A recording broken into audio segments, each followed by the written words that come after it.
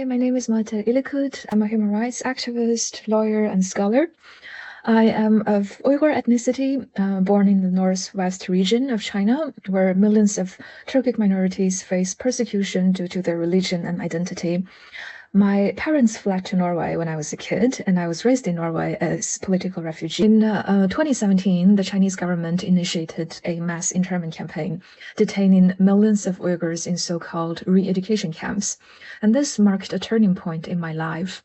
At the time, I was only 18 years old and began volunteering for local Uyghur communities in Norway.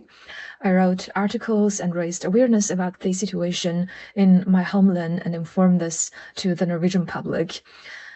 And this work has deepened my involvement in Uyghur advocacy and research work, where I conducted interviews with survivors of the camp and documented their harrowing accounts of torture, sexual abuse, and other horrific experiences. My work focused on documenting the persecution of Uyghurs and building prosecution dossiers on Chinese officials responsible for these atrocities. And my ultimate goal and vision is to see these individuals held accountable in the court of law. And when that day comes, I want to be a part of this process that delivers justice. Global Fellows in Courage program has really enhanced my leadership and advocacy strategies. The sessions that we received on organizational development and community building has equipped me with practical tools to build stronger network and collaborate more effectively with stakeholders. I think I have gained valuable insights into how to lead with a sense of empathy and inclusivity, ensuring that diverse perspectives and perspectives are represented and also respected. My name is Juma, and I call Kolkata, which is a city in the eastern part of India, my home. And it is a city which is quite rich, has a rich history and resilience, and a place where stories of struggles and triumph kind of coexist, which has really shaped much of who I am and what I stand for today. So my sense of purpose in my life comes from advocating for justice, equity, and dignity for those who are often silenced. The stories of courage and resilience of individuals that I encountered early in my legal career somewhat inspired me to pursue this path. And what drives me today is largely this belief that law can really be a very powerful tool for change when it is wielded with compassion and a sense of purpose, if I can call it. My name is Sara Imran, and I call both Cincinnati, Ohio, and Islamabad, Pakistan home. My purpose lies in building a world where women can thrive through activism, academic research, and creative expression. As a mother to a young daughter, I feel a deep sense of urgency in this work. I want to leave her a world where she can live her fullest and freest life. My mission is to amplify gender justice and contribute to decolonial feminist futures. One powerful moment in this past year has been seeing my social enterprise, Dhani, create economic opportunities for women artisans in Pakistan. It has felt deeply meaningful to connect my academic work to feminist movements with real-world impact, demonstrating how creative entrepreneurship can challenge inequities. I stay motivated thinking about my daughter and the future that I want to create for her. And in terms of what I hope to accomplish, I hope to bridge the gap between academic work, activism, and creative practice in my own work, and work towards building a world that's rooted in care, equity, and justice by documenting and supporting feminist movements in the Global South and creating platforms for women's voices.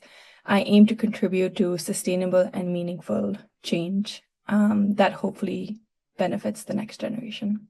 Thank you. My name is Yasmina bin Silman, and I call myself home, having lived in 7 countries so far, being born in Morocco, raised in Dubai, living in Europe, Central America, the US, and now I'm based in Puerto Rico, so a real world citizen. My life's purpose is to empower young women and girls, especially from the global majority, so that they can lead boldly and challenge systems of inequality. My mission is to dismantle barriers to their political, social, and economic participation. And what drives me today is seeing young women step into leadership roles, break stereotypes, and knowing that I've played a small part in their journey. One of my proudest moments was when Politics for Her was recognized by Forbes and then a few months later by BBC. What I mean by that is that there was this ripple effect that reaffirmed why I do what I do, although I had been working on it for many years. And when it comes to scary moments, there are so many, because speaking out against oppressive systems comes with risks. So I have been targeted by death threats and constant harassment. But fear has fueled my determination.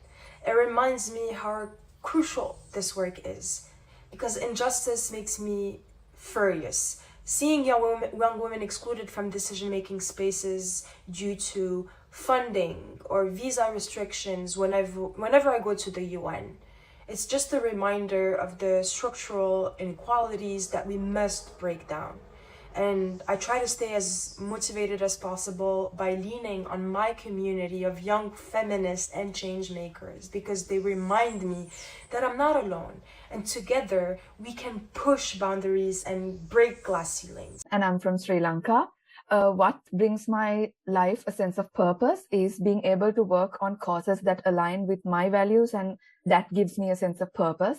And one of my life's missions is to promote equality and justice in Sri Lanka and the world at large. And achievement, something I consider an achievement is developing a gender sensitization manual for the Women Parliamentarians Caucus last year and having it published on its official website. This is one of the very first publications by our government, by one of our government bodies on gender identity and sexual orientation. So I consider this a win. An experience that made me scary or angry.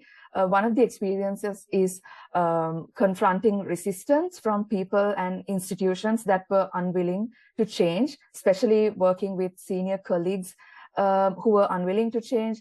And how I tackled these kinds of experiences is by finding common ground and always being prepared with research and facts to help them understand why certain things need to be done a certain way and certain decisions need to be made. My name is Anastase Ndagijimana, and I call the city of Kigali, Rwanda, my home. Advocating for gender equality and supporting marginalized communities, especially women and girls, gives me a life and profound sense of purpose. I am driven by the desire to create a world where everyone, regardless of gender, has equal opportunities and rights. My life mission is to dismantle a patriarchal system and promote gender equality. One of my most empowering experiences was founding We Got Your Back and seeing it grow from a university club into a recognized non-profit organization. I stay motivated by focusing on the positive impacts of my work and the stories of individuals whose lives have been changed, either by me or the team I work with. Community support is crucial and very important, as it provides a network of like-minded individuals like fellows. We are in the Global Fellows together, who offer strength, encouragement, and collaboration. I hope to see a world where gender equality is the norm and all individuals are treated with respect and dignity. My work contributes to this vision by advocating for policy changes, educating communities, and supporting women and girls to become empowered leaders in their societies. I hope to create a more inclusive and equitable society by challenging harmful norms, promoting gender-sensitive education, and empowering marginalized groups. I intend to make this change through continuous advocacy, partnership, and community engagement. Thank you. My name is Oksana. I am originally from Afghanistan. Home to me is the United States. What gives my life purpose is knowing that my work can create opportunities for women and children who have been silenced or overlooked. My goal is to give others the chance to dream, learn, and thrive, even in the face of adversity. This passion was inspired by my experience growing up in Afghanistan under the Taliban's oppressive regime, where women were stripped of their basic fundamental rights, including the right to education. And so witnessing that injustice has lit a fire in me to fight for equality.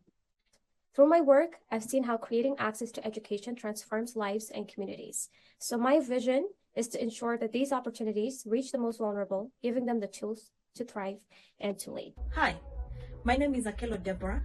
I am a pro bono legal rights attorney for women and girls' rights in Uganda. Inspired by my own personal experience of injustice, like being sexually abused at the age of 11 by my mother's boyfriend, and having witnessed the several violations and abuses that women faced in my rural community growing up, I founded Women and Girls Rights Advocacy Uganda, in short, WAGRAU. Courage to me is the ability to stand in the face of injustice and tell injustice that your injustice, which is wrong, doing it not because it affects you, but doing it because it affects others. Doing it because you want someone else to do it for you. My journey at Global Fellows in Courage has been an amazing one. I have learned to be a great leader, but importantly, I have learned to structure, and working together with my mentor, we've been able to structure Women and Girls Rights Advocacy WAGRAU in a way that enables it to exist beyond me. Me, I call home Switzerland, the mountains of Switzerland. I really find the sense of purpose in this life through deep connections with people all over the world, understanding that everything is connected, our struggles, our dreams, our territories, and we all have our responsibilities and parts to play. And I come from a family who profited from colonialism and was part of extracting resources from the global south. This was not only sparking curiosity in me to understand this world and the systems which are still in power, but also really sparked my activism and getting engaged and really fight for justice in this world. And my life mission is really to bring justice, or a little bit more justice in this world, using my privileges, calling out and advocating the global north countries and governments to take action and drive towards reparations and justice on the national and international level. Hi, my name is Rita Kamazima, and I call myself a global citizen. My primary home, I'll say, is Bukoba, Tanzania, but I also call Columbus, Ohio, and currently Silver Spring, Maryland, as my second and third home. My purpose in life, or what I get a sense of purpose from, is uplifting others to live to their full potential. In terms of my passions, I have a strong desire to dismantle toxic social norms, overcome cultural barriers, to build meaningful relationships, and to contribute to positive impact among people of different backgrounds, communities, and cultures. Some of the scariest experiences for me through my journey has been breaking the glass ceiling, and that also actively participating and contributing in spaces where I'm the only young woman, or maybe I'm the only woman of color, the only African. These experiences have been very scary, but I continue to push myself out of my comfort zone, believing in my abilities, speaking up, and where feasible, challenging the norms, and especially gender norms, and also leaning to the support system, especially mentors. Hello, my name is Tara Grace Connolly, and I would call Belfast in Ireland home, although I have a strong pull to the island of Ireland in general. So my life's mission would be to create a more equitable society, I think in line with everybody else on this fellowship, with a particular focus on creating sustainable peace and security, with a gendered lens, and a women-led peace and security, particularly in an Irish context, following the context I grew up in, which is post-conflict Northern Ireland. If I think of a moment in my life that was the most impactful, I am the first person in my family to complete third level education. I'm actually the first person in my family to attend third level education. And for a long time, I was the only person in my family to have went to university. But this year, I was able to help a cousin of mine, a young woman, apply and attend university, and help her to secure the financial support needed to be able to attend. And now she has completed her first semester of economics. Two impactful moments of this fellowship, or two impactful outcomes of this fellowship. The first being the meeting other people from across the world through this fellowship has really helped contextualize my work, and also learning more about other people's work helps me realize where my place could be in their fights in their countries and the work that they're doing, and trying to become a positive and informed ally for other people's struggles and the work they're doing. So that was a really positive outcome, and feeling more connected to an international network. This fellowship has opened the door for me to be able to explore further academic research through a PhD in the area of women, peace and security in Ireland and Northern Ireland. And through that, I have been involved in some research workshops with Trinity College in Dublin and helping to put in my suggestions and policy proposals ahead of the creation of Ireland's next National Action Plan on Women, Peace and Security.